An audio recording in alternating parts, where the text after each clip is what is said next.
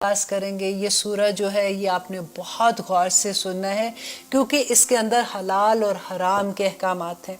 हमें जब तक ये नहीं पता चलता, क्योंकि देखिए हमारी ज़िंदगी में हराम बहुत कम चीज़ें हैं जो अल्लाह सुब्हानहू तआला ने पूरी लिस्ट दे दी है, और हलाल जो चीज़ें हैं वो सारी की सारी, बाकी जो तय्यबन पाक चीज़ें हैं वो सब हलाल हैं।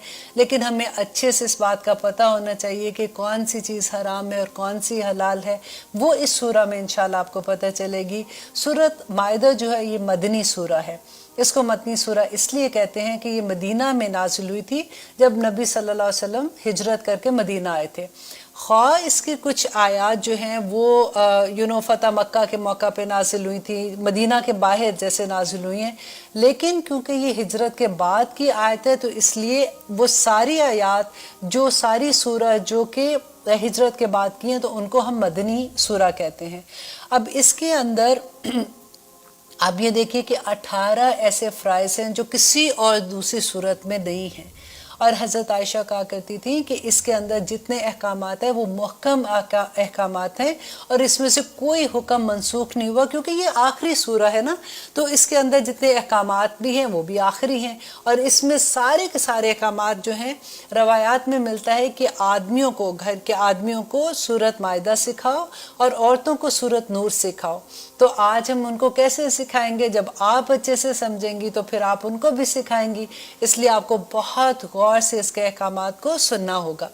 अब देखिए कि यहाँ पे अल्लाह सुब्हानहू तआला कैसे शुरू करते हैं, बिस्मिल्लाहिर्रहमानिर्रहीम, शुरू अल्लाह के नाम से जो बड़ा मेहरबान और निहायत रहम करने वाला है। या अय्युहल्लज़ीना आमनू, ए लोगो जो ईमान लाए हो। देखिए पुकार किसको अल्लाह सुब्हानहू तआला कह रहे हैं? ईमान वालों को पुकार रहे हैं, क्योंकि ईमान वालों को इसलिए पुकार रहे हैं कि जो आगे जितने अहकामात आने हैं उस पर तुम्हें अमल करना है।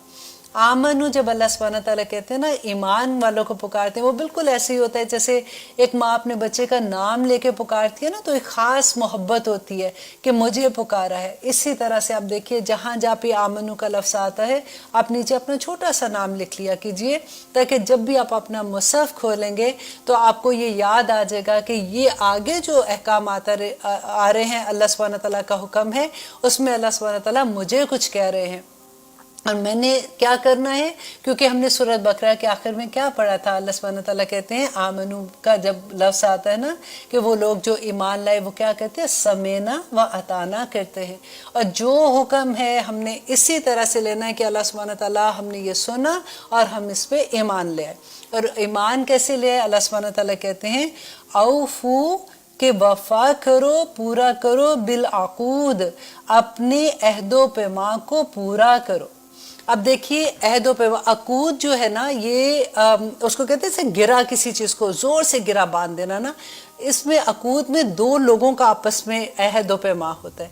जैसे अगर हमने अहद का लफ्ज़ भी पढ़ लिया था, हमने इसके अलावा वादे का लफ्ज़ भी हमने पहले पढ़ लिया, मिसाक का भी हमने लफ्ज़ पढ़ा था, लेकिन अकूद इन सबसे ज़्यादा, जैसे कहते हैं ना कि दो इंसानों का आपस में टाइट मायदा करना, इस तरह से ये लफ्ज़ इस्तेमाल होता है। तो अल्लाह सुब्हानहू तआला कहते हैं ए लोगो, अपने अहद जो तुमने किए हैं उसको पूरा करो। अब आप देखिए कि इसके बारे में हम अपने ऊपर लेके देखते हैं कि हमें अल्लाह सुब्हानहू तआला कह रहे हैं, तो मेरी अपनी ज़ात पे ये लफ्ज़ कैसे आता है। तो आपने बहुत दफ़ा लोगों से ये सुना होगा, आपकी मैं अक्सर ऐसे वर्ड इसलिए बोलती हूँ क्योंकि जब हम सुनते हैं ना तो फिर हम फ़ौरन रिलेट कर लेते हैं कि हमने सुना है कि लोग कहते हैं ना कि वो वादा ही क्या जो वफ़ा हो गया। कितने नाज से, कितने नखरे से हम ये बात कह देते हैं, और अल्लाह सुब्हानहू तआला क्या कहते हैं कि अपने वादों को पूरा करो। कई दफ़ा होता है कि हम किसी से बात कर रहे होते हैं ना, तो हम कहते हैं नहीं इंशाल्लाह हम आएंगे, तो कहते हैं नहीं तुम सही कहो। अगर तुमने इंशाल्लाह कहा तो दैट मीन्स कि तुम ऐसे ही बस बहाने कर रही हो।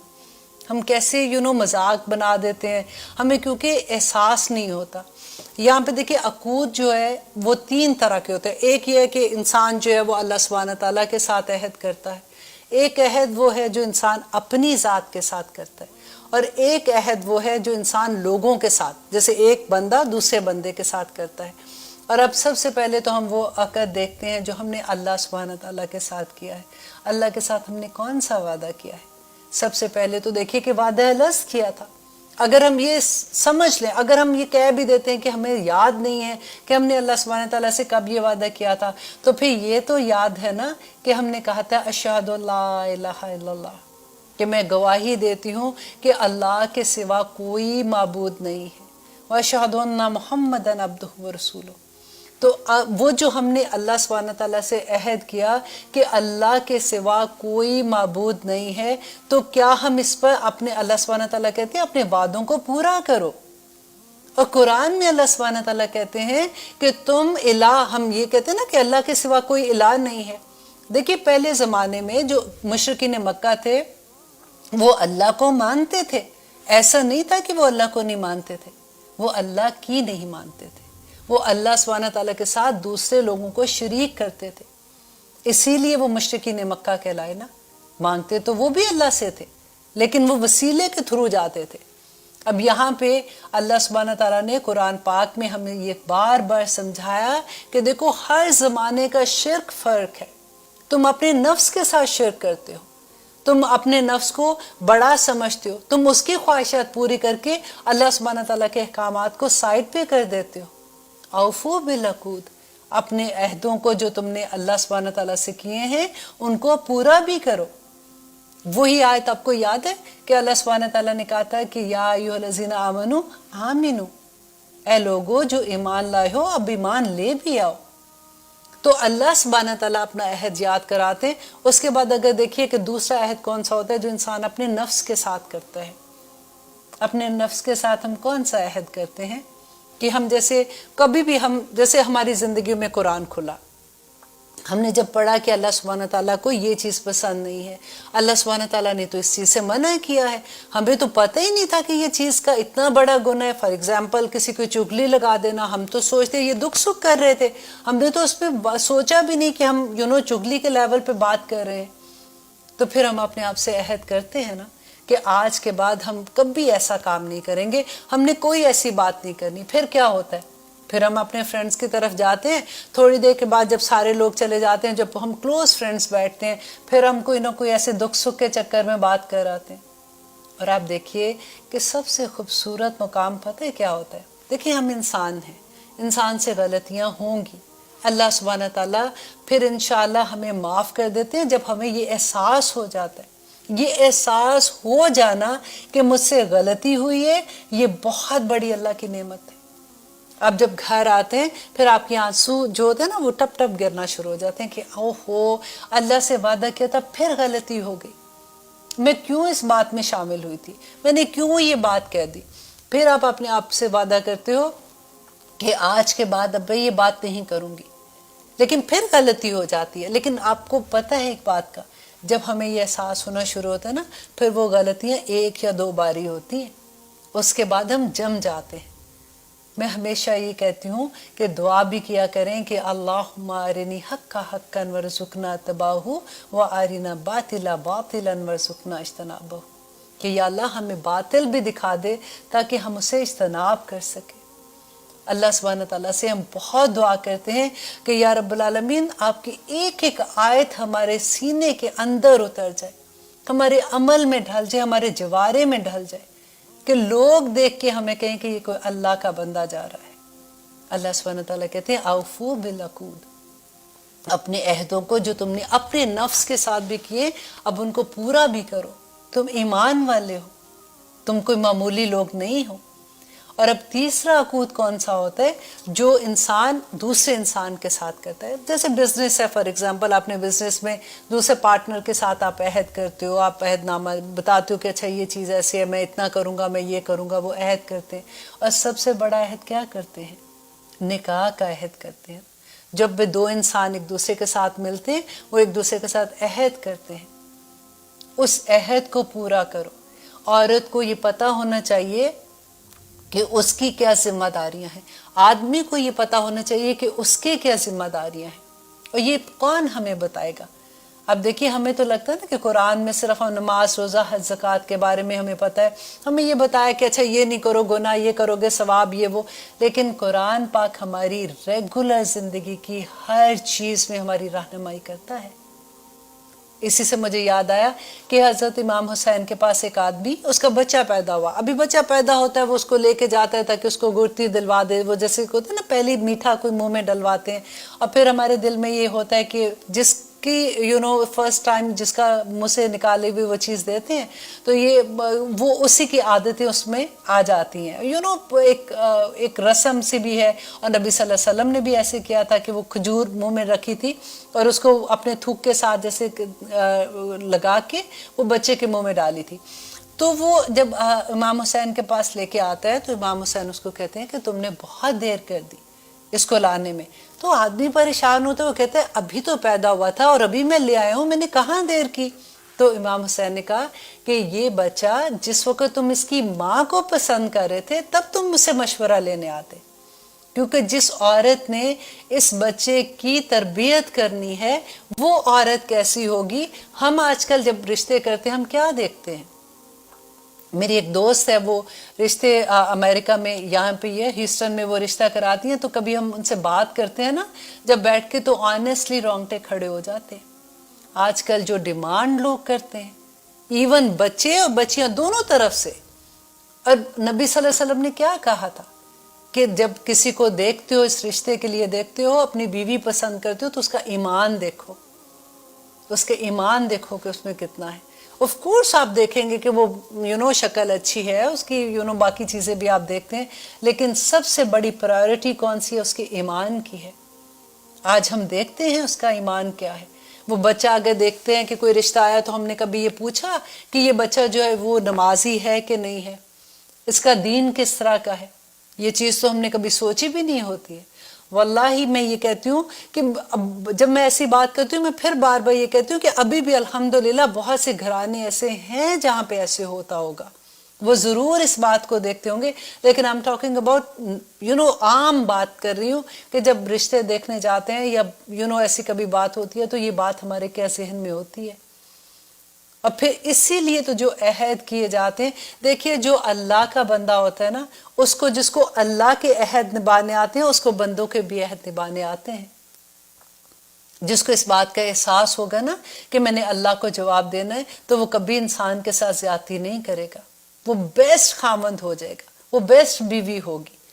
اللہ سبحانہ تعالیٰ کہتے ہیں یا ایھا الذین آمنو، اے لوگو جو ایمان لائے ہو، اوفو بالعقود، اپنے عہدوں کو پورا کرو۔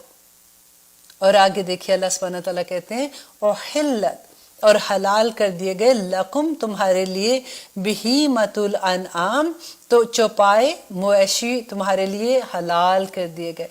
بہیمتن ان کو کہتے ہیں جو چارہ کھاتے ہیں نا، گھاس کھاتے ہیں، اس طرح کے چارہ کھانے والے جانور۔ الانعام کہتے ہیں چار جن کے پاؤں ہوتے ہیں نا، چار پائے والے جانور۔ اور یہاں پہ اللہ سبحانہ تعالیٰ کہتے ہیں کہ وہ تمام جانور چوپائے تمہارے لیے بہیمۃ الانعام تمہارے لیے حلال کر دیے گئے، الا مگر ما یتلا علیکم، جو پڑھا جائیں گے تم پر، غیر محلی، نہ حلال کرنے والے ہو، الصیدہ شکار کو، وانتم حرم، جبکہ تم احرام کی حالت میں ہو۔ اب اللہ سبحانہ تعالیٰ آگے جو ایک پوری لسٹ بتائیں گے، دیکھیے حرام کی لسٹ بہت تھوڑی ہے، حلال کی لسٹ بہت لمبی ہے، وہ اسی لیے اللہ سبحانہ تعالیٰ نے کہا تمام طیب چیزیں تمہارے لیے پاک ہیں، لیکن حرام کسی چیز کو کرنے کے لیے آپ کو بتانا پڑے گا کہ یہ کہاں آپ نے پڑھا کہ یہ حرام ہے یہ حلال ہے، کیونکہ یہاں پہ اللہ سبحانہ تعالیٰ آگے اس کے بارے میں کہیں گے کہ کوئی چیز اگر میں نے حرام نہیں کی تو تم اس کو حرام کیسے کر سکتے ہو۔ اور یہاں پہ اللہ سبحانہ تعالیٰ کہتے ہیں کہ جو لوگ غیر محلی صیدی و انتم حرم، کہ جب تم احرام کی حالت میں ہوگے تو تب تم نے شکار نہیں کرنا، وہ تم پہ حرام ہے۔ نمبر 1 اس میں دیکھیے ایک چیز ہے کہ اللہ سبحانہ تعالیٰ نے کیوں منع کیا۔ پہلے تو اللہ سبحانہ تعالیٰ نے کہا نا کہ یہ حلال ہے تمہارے لیے، تمام وہ جانور جو چوپائے ہیں اور گھاس کھانے والے، بہیمۃ الانعام جو ہے تمہارے لیے حلال ہیں، اور صرف وہی حلال جانور جو ہیں اب تم احرام کی حالت میں تو حرام ہیں۔ اس لیے کہ جب انسان اللہ کے راستے میں نکلتا ہے، حج اور عمرے کے لیے نکلتا ہے، تو اللہ سبحانہ تعالیٰ کے لیے خالص ہو کے نکلتا ہے، کیونکہ جب شکار کریں گے تو آپ دیکھیں پھر کیا ہوگا، کہ ڈیفینیٹلی ان کو کوئی ایسا اوزار، جیسے اگر ان کو ذبح کرنا ہے تو ان کو چھری چاہیے ہوگی، اس کو مارنے تو نیزہ چاہیے ہوگا، یا پھر جو بھی چیز ان کو چاہیے ہوگی وہ ساتھ لینا پڑے گا، پھر اس کے پیچھے بھاگنا پڑے گا، اس کو شکار کرنا، کتنا ٹائم اس کے اندر لگتا ہے جو شکار کرتے ہیں۔ آج کل کے زمانے میں تو جس طرح فن کے لیے کرتے ہیں نا، ہابی کے لیے کرتے ہیں، اس زمانے میں تو وہ کھانے کے لیے کرتے تھے۔ تو اس سارا پھر اس کو پکڑیں گے، اس کو ذبح کریں گے، پھر اس کو اس کو کھائیں گے، اس کو سارا کچھ کریں گے۔ تو اللہ سبحانہ تعالیٰ نے وہ جانور منع کر دیے، کیونکہ اس وقت اللہ سبحانہ تعالیٰ کہتے ہیں تم جس مقصد کے لیے جا رہے ہو فوکس ہو کے اس مقصد کے لیے جاؤ۔ اور آگے اللہ سبحانہ تعالیٰ کہتے ہیں غیر محلی، نہ حلال سمجھنا صید و شکار کو، انتم حرم، جب تم احرام کی حالت میں ہو، ان اللہ، بے شک اللہ، یحکم، تمہیں حکم دیتا ہے، فیصلہ کرتا ہے، ما یرید، جو وہ چاہتا ہے۔ یہ آیت تو آپ بڑی بڑی کر کے لکھ لیں اپنے گھر پہ۔ کبھی بھی کوئی چیز ایسی ہو نا کہ اکثر ایسا ہوتا نا کہ دماغ میں تو یہ کیوں ایسا کیوں ہوا، تو بس آپ یاد کر لیں کہ اللہ سبحانہ تعالیٰ نے کہا ان اللہ، بے شک اللہ، یحکم، حکم دیتا ہے، ما یرید، جو وہ چاہتا ہے۔ وہ آپ سے نہیں پوچھتا کہ کیا کرنا ہے کیا نہیں کرنا، یہ ٹھیک ہے کہ نہیں ہے، یہ کروں کہ یا نہ کروں۔ اللہ جو چاہتا ہے بندے کو حکم دیتا ہے۔ اور اللہ نے یہ حکم دیا کہ جس وقت تم احرام کی حالت میں ہوگے تو وہ جانور جو پہلے تم پہ حلال تھے اب تمہارے لیے حرام ہوگے ان کا شکار کرنا۔ اور آگے دیکھیے آیت نمبر 2 میں اللہ سبحانہ تعالیٰ کہتے ہیں یا ایھا الذین آمنو، پھر سے دیکھیں وہی بات آگئی کہ اے لوگو جو ایمان لائے ہو، لا تحلوا، نہ تم حد سے بڑھو، نہ تم حلال کرو، بے حرمتی نہ کرو، شعائر اللہ، اللہ کے شاعر کی۔ اللہ کا شاعر کون سے ہے؟ اللہ کی نشانیوں کی بے حرمتی نہ کرو۔ اب دیکھیے کہ جو چیز آپ دیکھتے ہیں آپ کو اللہ سبحانہ تعالیٰ یاد آ جائے نا تو وہ اللہ کا شاعر ہے۔ جیسے مسجد ہے، مسجد کو دیکھتے ہی اللہ سبحانہ تعالیٰ یاد آ جاتے ہیں نا۔ آپ کبھی کسی کو مسجد میں جاتا ہوا دیکھیں تو آپ کو ایک دم سے اللہ سبحانہ تعالیٰ کی یاد آ جاتی ہے۔ اگر کبھی آپ ایئرپورٹ پہ ہوتے ہیں، آپ دیکھیں کہ اگر کوئی حاجی جیسے ہوتے ہیں، پورا قافلہ جا رہا ہوتا ہے تو آپ کو فوراً آپ کا ایک دم سے دل ایسے ہو جاتا ہے کہ کاش مجھے بھی موقع ملے، میں بھی اللہ سبحانہ تعالیٰ کے گھر جاؤں۔ یا کبھی آپ نے ایئرپورٹ پہ کھڑے ہوئے کسی کو آب زمزم پکڑے ہوئے دیکھا ہوتا ہے تو پھر بھی دل ایک دم سے آنکھیں نم سی ہو جاتی ہیں کہ کاش میں بھی ایسی جگہ سے ہو کے آتی۔ تو یہ سارے شاعر اللہ ہے۔ یہاں پہ اللہ سبحانہ تعالیٰ کہتے ہیں یا ایھا الذین آمنو، اے لوگو جو ایمان لائے، لا تحلوا، نہ تم بے حرمتی کرو، شعائر اللہ، اللہ کے شعائر کی، اللہ کی نشانیوں کی، ولا الشہر الحرام، اور نہ مہینوں کی جو حرمت والے ہیں۔ اور یا مہینے حرمت والے کون سے ہو گئے کہ دیکھیے اللہ سبحانہ تعالیٰ نے قرآن پاک میں کہا کہ جب سے یہ دنیا بنائی ہے اللہ سبحانہ تعالیٰ نے 12 مہینے بنائے، اور 12 مہینے میں سے 4 مہینے حرمت والے مہینے۔ اب کتنے افسوس کی بات ہے کہ آج ہم مسلمانوں میں سے اکثریت کو پتہ ہی نہیں کہ وہ کون سے 4 مہینے ہیں جو حرمت والے ہیں۔ آپ کو پتہ ہے مشرکین مکہ اگر ان کے باپ کا قاتل بھی ان کے سامنے آ جاتا تھا نا ان مہینوں میں تو وہ اس کو بھی کچھ نہیں کہتے تھے، وہ اتنا احترام کرتے تھے۔ اس زمانے میں کیا ہوتا تھا کہ قافلے جاتے تھے، کیونکہ تجارت کرتے تھے نا، تو تجارت کا سامان لے کے جاتے تھے تو اکثر کیا ہوتا تھا کہ لوگ لوٹ لیتے تھے قافلوں کو، اور مار کٹائی ہو جاتی تھی یا اس طرح کی چیزیں ہوتی تھیں۔ تو پھر کیا ہوتا تھا کہ ان 4 مہینوں میں وہ تجارت کے لیے بھی نکلتے تھے۔ ان کو پتہ ہوتا تھا کہ ان دنوں میں کوئی کسی کو کچھ نہیں کرے گا۔ تو آج ہمیں پتہ ہی نہیں ہے کہ وہ کون سے 4 مہینے۔ آسانی سے یاد کرنے کے لیے میں آپ کو بتا دیتی ہوں، انشاءاللہ آپ کو نہیں بھولے گا۔ حج کا مہینہ آپ درمیان میں رکھیں، ذی الحج کو، اور 1 مہینہ ادھر ذی القعدہ، اور 1 مہینہ ادھر محرم کا۔ تو آپ دیکھیے یہاں پہ کیا ہوتا تھا کہ لوگ جب حج کے لیے نکلتے تھے تو 1 مہینہ پہلے، کیونکہ لمبے سفر اونٹوں پہ چلتے تھے، لمبے سفر کرنے ہوتے تھے، تو اللہ سبحانہ تعالیٰ نے وہ مہینے ہی ایسے رکھ دیے کہ اس میں سارے لوگ جو تھے وہ کوئی کسی کا قافلہ نہیں لوٹتا تھا، اور وہ آرام سے جاتے تھے، آرام سے حج کر کے آ جاتے تھے۔ 1 مہینہ جانے میں لگتا تھا، پھر حج کیا، پھر واپس اپنے گھر میں آتے تھے، اور وہ امن کے ساتھ یہ سارا کچھ کرتے تھے۔ اور اس کے بعد 1 مہینہ جو رجب کا ہوتا تھا، رجب میں یوزلی لوگ جو ہوتے تھے وہ عمرہ کے لیے نکلتے تھے۔ تو اللہ سبحانہ تعالیٰ یہاں پہ کہتے ہیں کہ وہ ان مہینوں کو بھی یا ایھا الذین آمنو اے لوگو جو ایمان لائے ہو نہ تم بے حرمتی کرو اللہ کے شعائر کی اور نہ ہی حرمت والے مہینوں کی، ولا ہدیہ اور نہ قربانی کے جانوروں کی تم بے حرمتی کرو۔ اب ہدیہ کون سا تھا؟ وہ قربانی کے جانور جب وہ عمرہ و حج کے لیے لے کے جاتے تھے نا ساتھ اپنے، تو وہ جانور مطلب ایسا نہیں کہ تم راستے میں ان کو پکڑ لو یا ان کو تکلیف دو یا لوٹ مار کرو، تو نہ کرو ایسے۔ ولل قلائدی ولا اور نہ القلائدہ اور نہ پٹے پہ، ایک نشانی ہوتی تھی جن کے گلوں میں پٹے ڈالے ہوتے تھے، تو وہ قربانی کے لیے جانور اللہ سبحانہ تعالیٰ کی راہ میں نکلے ہوتے تھے۔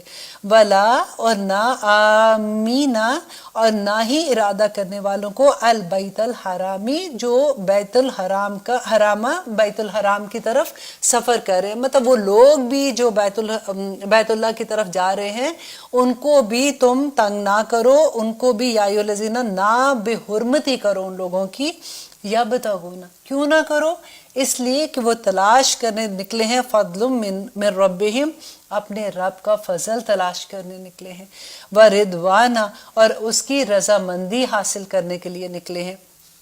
دیکھیے اللہ سبحانہ تعالیٰ کی راہ میں جب کوئی نکلتا ہے تو اللہ سبحانہ تعالیٰ کیسے اس کی حفاظتیں کرتے ہیں، نہ صرف وہ انسان بلکہ وہ جو جانور ان کے ساتھ نکلے ہیں اللہ سبحانہ تعالیٰ ان کے بھی بارے میں کہہ رہے ہیں کہ وہ نہ کرنا ایسے، ان کی بے حرمتی نہ کرنا۔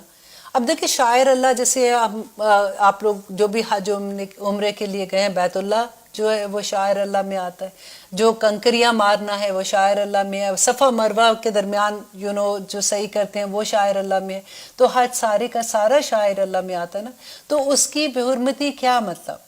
ایک تو ہم جاتے ہیں نا وہاں پہ تو ڈیفینیٹلی حج کرتے ہیں، تو مینس کہ ایسی کوئی چیز نہ کرنا، مطلب وہاں جا کے آپ سوچو کہ نہیں یہ تو اس کا پارٹ اتنا امپورٹنٹ نہیں ہے، میں نہیں کرتا ہوں، نہیں میں تو یہ نبی صلی اللہ علیہ وسلم نے تو ہم ایسے کہا تھا لیکن میرا خیال ہے کہ یہ اتنا امپورٹنٹ نہیں ہے کہ جو اللہ کے شاعر ہیں وہاں پہ جس طرح سے نبی صلی اللہ علیہ وسلم نے حج اور عمرے کے بارے میں بتایا ایگزیکٹلی ویسے ہی کرنا۔ اور اب دیکھیے کہ وہاں پہ کیا تھا، نبی صلی اللہ علیہ وسلم نے کیا کہا تھا کہ جب ہم حجر اسود کو چومتے ہیں تو اگر آپ لوگ وہاں پہ گئے آپ دیکھیں کہ وہاں پہ کیا حال ہوتا ہے، تو نبی صلی اللہ علیہ وسلم نے کیا کہا تھا کہ عورتوں کے لیے خاص طور پہ کہ اگر جب رش ہوتا ہے تو وہ دور سے ہاتھ ایسے کر کے تو وہ ایسے کر دیتے ہیں تو وہ ہو جاتا ہے، اس کو بوسہ ہو جاتا ہے، لیکن ہم عورتوں کو چین بھی نہیں آتا، ہم کس طرح سے کوشش کرتے ہیں، اور آپ بلیو کریں اس وقت تو لگتا ہے کہ جیسے سانس کسی کا رک جائے گا، اتنا وہاں پہ رش ہوتا ہے اور کس طرح سے مارا ماری ہوتی ہے، اور ہمیں یہ ہوتا ہے کہ نہیں یہ کام ہم نے کر کے اگر نہیں کریں گے ہمارا تو حج اور عمرہ ہی نہیں قبول ہونا، اور کس طرح سے وہاں پہ سارا حال ہوتا ہے۔ تو اللہ سبحانہ تعالیٰ کہتے ہیں کہ نہ بے حرمتی کرو، وہاں پہ جب تم جاتے ہو تم اللہ کا فضل تلاش کرنے کے لیے جاتے ہو اور اللہ کی رحمتیں پانے کے لیے جاتے ہو۔ وَإِذَا حَلَلْتُمْ اور جب حلال ہو جاؤ تم مینز احرام کھول دو، فَاسْتَعْدُوا تو پھر اس کے بعد تم شکار کر سکتے ہو۔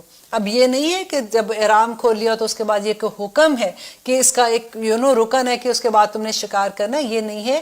اس کا مطلب یہ ہے کہ جب تم احرام کھول لیتے ہو تو اس کے بعد اگر تم شکار کرنا چاہو گے تو پھر تم شکار کر سکتے ہو۔ آگے اللہ سبحانہ تعالیٰ کہتے ہیں وَلَا يَجْرِمَنَّكُمْ اور ہرگز نہ يَجْرِمَنَّكُمْ آمادہ کرے تمہیں شَنَآنُ دشمنی قومن کسی قوم کی ان کے صدوکم کہ انہوں نے روکا تمہیں ان المسجد الحرام مسجد حرام سے، ان کے تعدو کہ تم ان سے زیادتی کرو۔ اب یہاں پہ جو اللہ سبحانہ تعالیٰ کہہ رہے ہیں کہ تم کسی قوم کے ساتھ زیادتی نہ کرنا، اور اللہ سبحانہ تعالیٰ بتا بھی رہے ہیں کہ ایسا نہ ہو کہ تم دشمنی کرو کہ انہوں نے اس وقت ہمیں روکا تھا مسجد حرام میں جانے سے تو آج ہم ان سے بدلہ لیتے ہیں، تم ایسے نہیں کرنا۔ اب ہوا کیا تھا یہاں پہ صلح حدیبیہ کے بارے میں اب میں آپ کو تھوڑا سا ڈیٹیل بتاتی ہوں تاکہ آپ کو یہ یاد رہے۔ یہ اتنی امپورٹنٹ چیزیں ہوتی ہیں کہ جب تک کہتے ہیں نا کہ جب تک ہمیں سننا کا علم نہیں ہوتا، ہم نے نہیں پڑھا ہوتا، تو ہم قرآن کو اس طرح سے سمجھ نہیں سکتے کہ یہ آیت کب، اس کے شان نزول کیا تھا، उस वक़्त क्या वाक़या हुआ था कि अल्लाह सुब्हानहू तआला ने मना किया, उस वक़्त क्या हुआ था कि अल्लाह सुब्हानहू तआला ने हुक्म दिया कि ये तुम कर सकते हो। तो जब तक हम सीरा नहीं पढ़ते हमें इन चीज़ों की समझ नहीं आती। और आप बिलीव मी, जब आप सीरा पढ़ लेते हो तो कुरान की इतनी खूबसूरती से समझ आती है कि फिर आप उसको वाकई इंजॉय करते हैं। अब यहाँ पे क्या हुआ था कि नबी सल्लल्लाहु अलैहि वसल्लम ने, क्योंकि जब मदीना हिजरत करके आते हैं तो उसके बाद तो मक्का गए नहीं वापस, ना हज किया ना उम्रा किया था। और आपको पता है ना कि जो कुफार मक्का थे, जो मुशरिकीन मक्का थे, वो हज और उम्रा तो करते थे, वो अल्लाह सुब्हानहू तआला को अल्लाह तो मानते थे ना, वो 7 बुतों के साथ वो शिर्क करते थे, लेकिन वो हज और उम्रा किया करते थे। अब यहाँ पे मुसलमान पिछले 6 साल से ना मक्का वापस गए थे, ना उन्होंने हज और उम्रा किया था। नबी सल्लल्लाहु अलैहि वसल्लम ने ख्वाब में देखा कि उन्होंने लोगों ने एहराम बांधे हुए हैं और वो सब हज के लिए जा रहे हैं। अब जब वो सुबह उम्रे के लिए जा रहे हैं, अब जब वो सुबह उठे तो उन्होंने सहाबा को अपना ख्वाब सुनाया। अब सहाबा इतने एक्साइटेड हो गए, उन्होंने ये नहीं देखा कि क्या है क्या नहीं, बस सबने तैयारी एकदम से अपने जानवर साथ पकड़े और सबने तैयारी पकड़ी कि हम लोग सारे चलेंगे, नबी सल्लल्लाहु अलैहि वसल्लम को ख्वाब आ गया है तो ख्वाब तो सच्चा होता है, तो अब हम सारे उम्रा करने के लिए जा रहे हैं।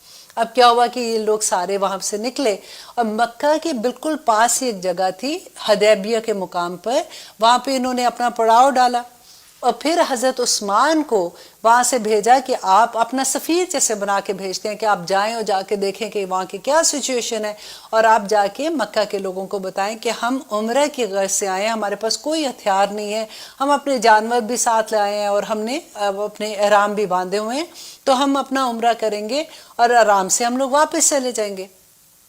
अब जब हज़रत उस्मान वहाँ पे जाते हैं तो वहाँ पे उनको जब वो ईमान लेते हैं किसी की और उसके साथ वो मक्का दाखिल होते हैं, अब हज़रत उस्मान को वापस आने में देर हो गई, क्योंकि वहाँ पे वो बात हो रही थी, वो मान नहीं रहे थे, उन्होंने कहा कि नहीं हम नहीं आने देंगे।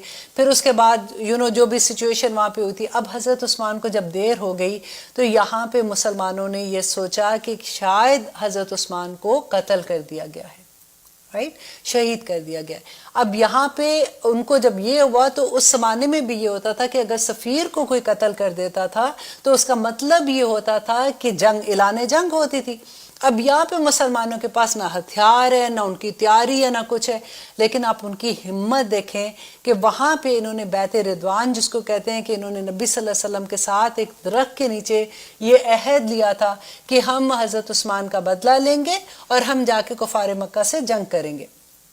अब जब उन्होंने ये अहद लिया तो थोड़ी देर के बाद हज़रत उस्मान वापस आ गए और आके उन्होंने बताया कि इस तरह से था, वो लोग नहीं मान रहे थे और ये बात है। तो उनका एक आदमी जो है वो आया नबी सल्लल्लाहु अलैहि वसल्लम से बात करने के लिए और बात क्या की कि इस साल तुम वापस चले जाओ, अगले साल तुम जब वापस आओगे तो 3 दिन तक हम लोग पहाड़ी पे चले जाएंगे, तुम लोग अपना उम्रा करके वापस चले जाना। और साथ उसने ये शराइत जो रखी थी वो सारी की सारी शराइत ऐसी थी जो मुसलमानों के लिए बहुत तकलीफ दे थी। एक तो ये था कि अगर कोई हमारा बंदा वहाँ से मुसलमान होके आपके पास आएगा तो आप उसको वापस लौटा देंगे, लेकिन आपका कोई बंदा हमारे पास वापस आएगा तो हम उसको वापस नहीं लौटाएंगे।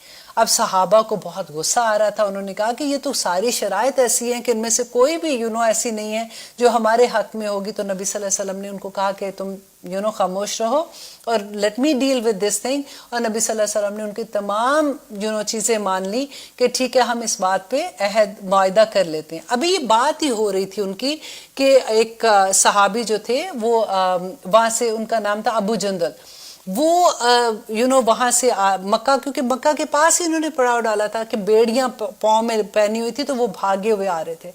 आके जब उन्होंने मुसलमानों से कहा कि मुझे आपकी अमान चाहिए, नबी सल्लल्लाहु अलैहि वसल्लम भी वहाँ पे थे। अब नबी सल्लल्लाहु अलैहि वसल्लम ने जब उनको कहा कि हाँ मैं तुम्हें अमान देता हूँ, अपनी मीन्स कि अपनी हिफाजत देता हूँ, तो वो जो आदमी आया था मुआहदा करने, अबू जंदल उनका बेटा था, उनके 2 बेटे थे, उनमें से एक जब ये मुसलमान हो गया था तो इस पर बड़ी सख्त जुल्म करते थे और उसको बेड़ियां पहना के इन्होंने बंद करके रखा हुआ था। अब जब उसको मौका मिला तो वो भाग के, उसको पता चला कि मुसलमान यहाँ पे आए हुए हैं तो मुझे अमान मिल जाएगी, मैं इनके साथ चला जाऊंगा। अब जैसे क्योंकि मुआहदा हो चुका था, अभी साइन नहीं हुए थे, تو اس نبی صلی اللہ علیہ وسلم نے جب کہا کہ میں تمہیں ایمان دیتا ہوں، تو اس شخص نے یہ کہا کہ اگر آپ اس کو ایمان دو گے تو پھر ہم اپنا معاہدہ کینسل کر دیں گے، ہم آپ کی کوئی بات نہیں مانیں گے۔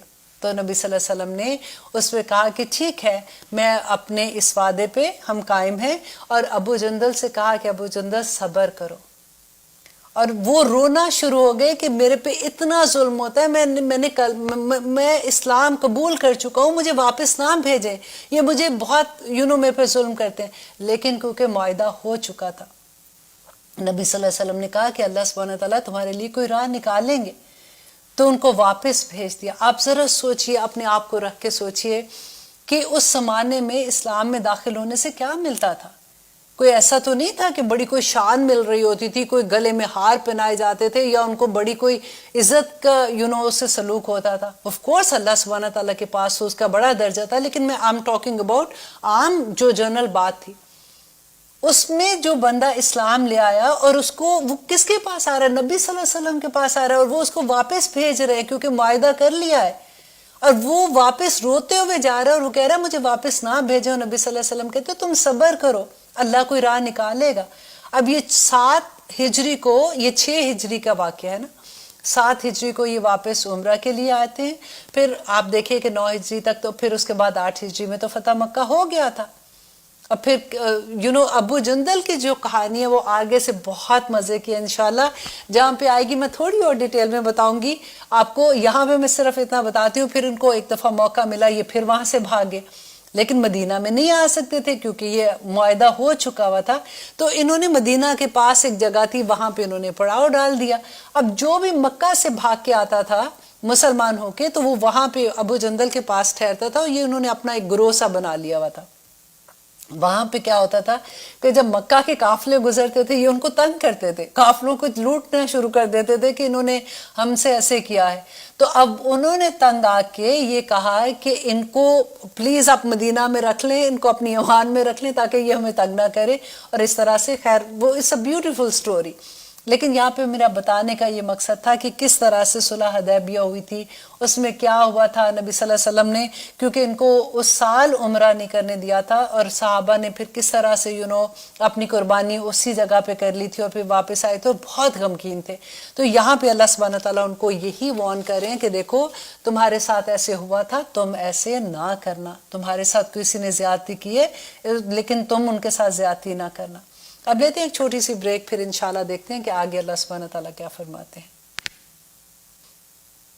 آپ دیکھ رہے ہیں قرآن میری زندگی، الحمدللہ ہم کر رہے ہیں سورۃ المائدہ کی آیت نمبر 2۔ ابھی تو ہم دوسری آیت پہ ہی ہیں۔ الحمدللہ جیسے میں نے آپ کو کہا تھا کہ اس میں اتنے احکامات ہیں، اللہ سبحانہ تعالیٰ بس ہمیں توفیق عطا کرے کہ ہم اس کو سمعنا و اطعنا کرنے والے بن جائیں، آمین ثم آمین۔ اب دیکھیے کہ آگے اللہ سبحانہ تعالیٰ کہتے ہیں کہ وَتَعَاوَنُوا عَلَى الْبِرِّ، اور تعاون کرو نیکی میں، وَالتَّقْوَى، اور تقوی میں۔ اب تعاون کیسے ہے کہ دیکھیں، ایک تو ہوتا ہے کہ ہم خود ہی سے نیکی کرتے ہیں، جب بھی ہم نے کوئی ایسا کام ہوتا ہے، کسی کی مدد کر دی، کسی کو کھانا دے دیا، کسی کا کوئی کام کر دیا، کسی کو ہیلپ کر دی، وہ ہر طرح کی نیکی ہوتی ہے۔ یہاں پہ اللہ سبحانہ تعالیٰ کہتے ہیں کہ وَتَعَاوَنُوا، اور تعاون کرو، کوئی نیکی کا کام کر رہا ہے، کوئی جماعت ہے جیسے نیکی کا کام کر رہی ہے، یہ ایک انسان جیسے گروپ آف پیپل جب کوئی کام کرتے ہیں نا، تو ان کے ساتھ مل جاؤ نیکی کے کاموں میں، وَتَقْوَى، اور اللہ سبحانہ تعالیٰ سے ڈرتے رہو۔ اس سورہ میں آپ کو اتنی دفعہ تقوی کا لفظ ملے گا کہ اللہ سبحانہ تعالیٰ بار بار یاد کرواتے ہیں کہ دیکھو تقوی کیا ہے۔ حضرت عمر سے کسی نے پوچھا تھا تقوی کے بارے میں، تو انہوں نے بڑا خوبصورت جواب دیا۔ انہوں نے کہا کہ تقوی بالکل ایسے ہی ہے جیسے تم دنیا میں کسی راہداری پہ چلتے ہو اور دونوں طرف کانٹے ہیں، اور تم اس میں سے کیسے چلو گے؟ اپنے آپ کو سنبھال کے چلو گے نا، کہ یہاں سے کانٹا نہ لگ جائے، یہاں سے میرے اگر جو بھی کپڑے آپ نے پہنے ہوتے ہیں کہ یہاں پہ سے نہ لگ جائے، ادھر سے نہ لگ جائے، تو آپ اپنے آپ کو سنبھال کے نکلتے ہو۔ تقوی بالکل ایسے ہی ہے کہ اللہ سبحانہ تعالیٰ کے احکامات جو ہیں اس کے اندر رہ کے زندگی گزارنی ہے۔ کہیں ایسا نہ ہو جائے کہ اللہ سبحانہ تعالیٰ کی جو نافرمانیاں ہیں ہمیں نہ جانے ہم ویسا کام کرنا شروع کر دیں۔ اور یہاں پہ اللہ سبحانہ تعالیٰ کہتے ہیں وَلَا تَعَاوَنُوا، اور نہ تم تعاون کرو عَلَى الْإِثْمِ، اس پہ گناہ کے کاموں پر کسی کی مدد نہ کرو۔ اب ہوتا کیا، دیکھیے میں اس میں آپ کو ایک چھوٹی سی اگزامپل دیتی ہوں کہ اگر کبھی کسی کے گھر میں کوئی ایسا فنکشن ہے، جیسے آج کل مہندیاں ہوتی ہیں، میں اس لیے بار بار ایسی چیزوں کی اگزامپل دیتی ہوں کیونکہ یہ ہماری روزمرہ زندگی کی چیزیں ہیں. ہمارے خاندان میں کچھ نہ کچھ ایسی چیز ہو رہی ہوتی ہے یا فرینڈس میں ہوتی ہے. میں کیونکہ یہاں پہ ہیوسٹن میں ہوں تو یہاں کی میں اپنے جیسے بھی شادیاں ہوتی ہیں اسی کے بارے میں تھوڑی سی ڈیٹیل بتا رہی ہوتی ہوں کہ اگر کوئی ایسی شادی یا مہندی ہے جہاں پہ ڈانسز ہیں لڑکے لڑکیوں کی، میوزک ایسا ہے اور پھر اوپن بار ہیں یا اس طرح سے، تو اگر آپ کو انویٹیشن آتا ہے تو کیا ہوتا ہے؟ آپ خود اپنے دل سے سوچئے کہ آپ کیا کہتے ہیں کہ دیکھو وہ میری دوست ہے، بری بات ہو جائے گی نا، میں کیسے منع کروں، یا وہ میری رشتہ دار ہے، یا پھر بھائی کے گھر کی شادی ہے، بہن کے گھر کی شادی ہے، وہ تو میری بیسٹ فرینڈ ہے، وہ مائنڈ کر جائے گی. یہ کویسچن آتے ہیں نا ہمارے ذہن میں. اس وقت آپ اللہ کی یہ آیت اپنے دماغ میں رکھا کیجئے کہ وَلَا تَعَاوَنُوا، اور مت تعاون کرو عَلَى الْإِثْمِ، گناہ کے کاموں پر، وَالْعُدْوَانِ، اور زیادتی پر. یہ زیادتی ہوتی ہے نا کہ اللہ سبحانہ تعالیٰ، دیکھیں اللہ کی نعمت کتنی بڑی کہ ایک پہلے کیا ہوتا ہے کہ مائیں رو رو کے دعائیں بھی مانگ رہی ہوتی ہے، یا اللہ اچھا رشتہ آ جائے، بیٹے کا ہو یا بیٹی کا ہو، اچھا رشتہ آ جائے. اور جب رشتے آ جاتے ہیں اللہ اپنی نعمتیں، اللہ رحمتیں اپنی نازل کر دیتا ہے. پھر ہم ایسے ایسے کام اس وقت کرتے ہیں کہ اللہ سبحانہ تعالیٰ آج تو ہم نے یہ سارا کچھ کر کے ہی جانا ہے. تو اللہ سبحانہ تعالیٰ کہتے ہیں کہ نہ کرو ایسے.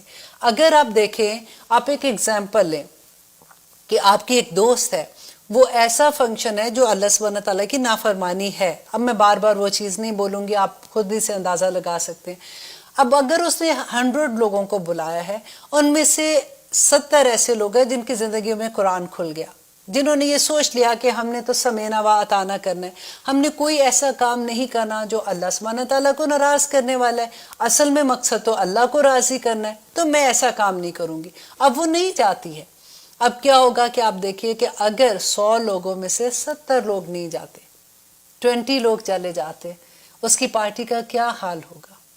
نیکسٹ ٹائم جب وہ پارٹی کرے گی تو وہ کم از کم 100 دفعہ ضرور سوچے گی کہ میں کیا کر رہی ہوں. ہم کیا کرتے ہیں؟ ہم برائیوں کا ساتھ دیتے ہیں.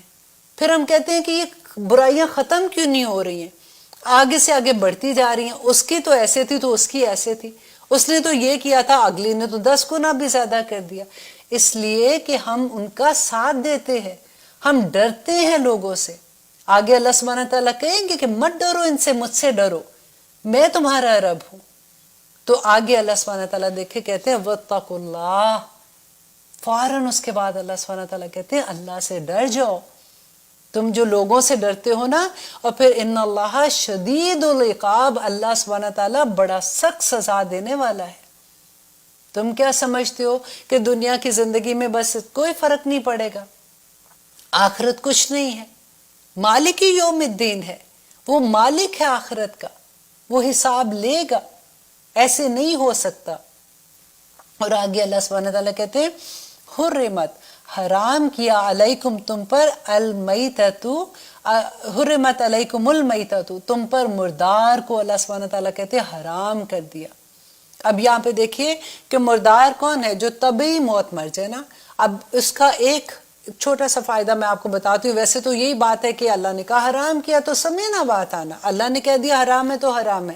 لیکن آپ دیکھیے کیونکہ جب کوئی طبعی موت مرے، کسی جگہ پہ اگر کوئی مردار پڑا ہوا ہے تو کوئی پتہ نہیں ہوتا کہ اس نے کوئی زہریلا پودا کھا لیا ہے یا پھر کوئی ایسی چیز اس کو کاٹی ہے جو زہریلی ہے، اور اس کے گوشت میں وہ چیز ہے، جو کھائے گا وہ بھی نقصان اٹھائے گا.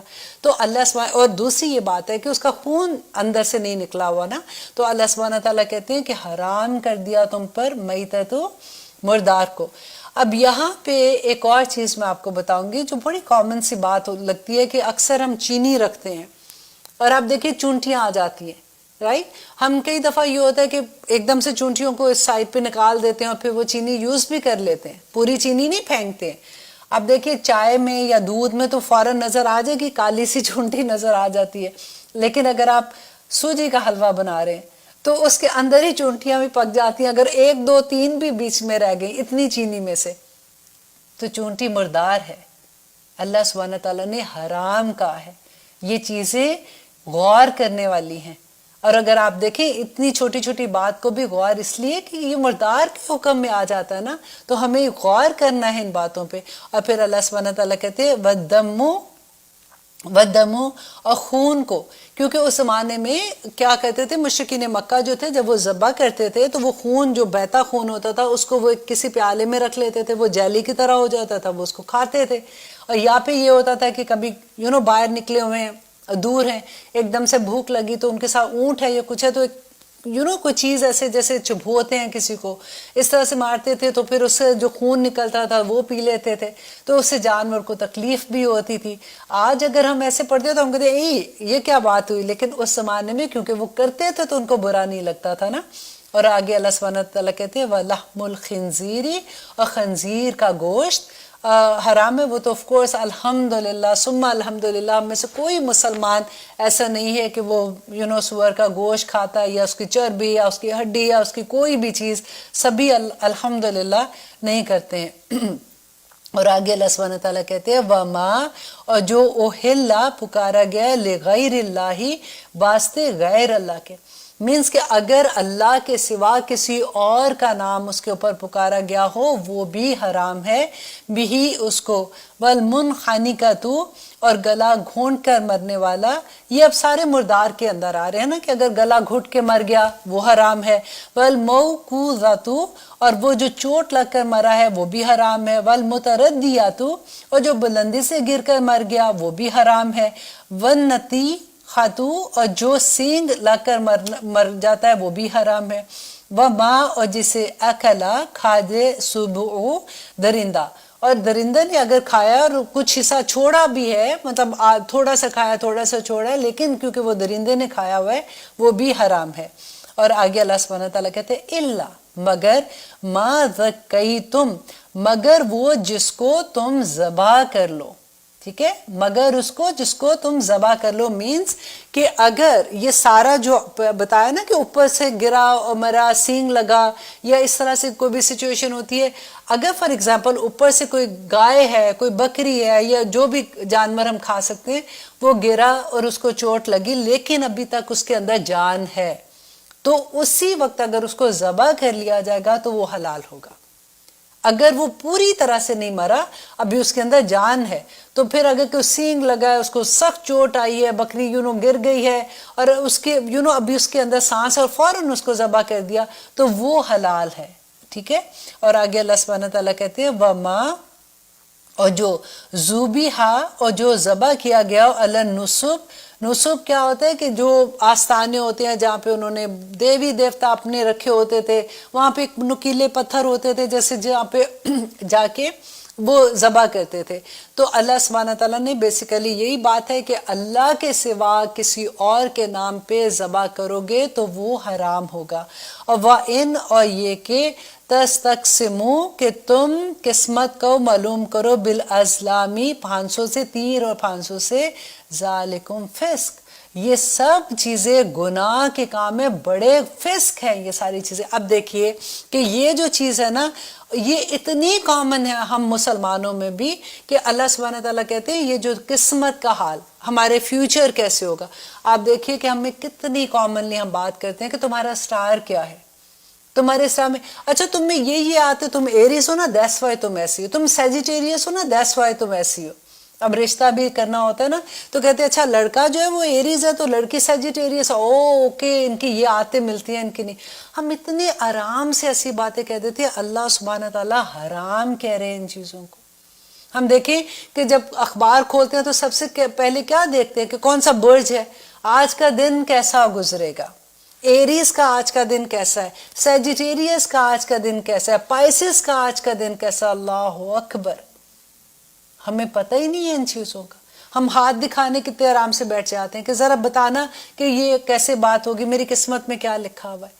ہر وہ چیز جو آپ کو غائب کے علم کے لیے آپ استعمال کرتے ہیں کہ یہ کام میں کروں یہ ٹھیک ہوگا کہ نہیں ہوگا. اس زمانے میں کیا کرتے تھے، تیر لیتے تھے ایک پہ لکھ دیتے تھے جیسے فار ایگزامپل کر لو، جیسے اوکے لکھ دیتے تھے، ایک پہ نہیں لکھ دیتے تھے، ایک پہ کچھ بھی نہیں لکھا ہوتا تھا۔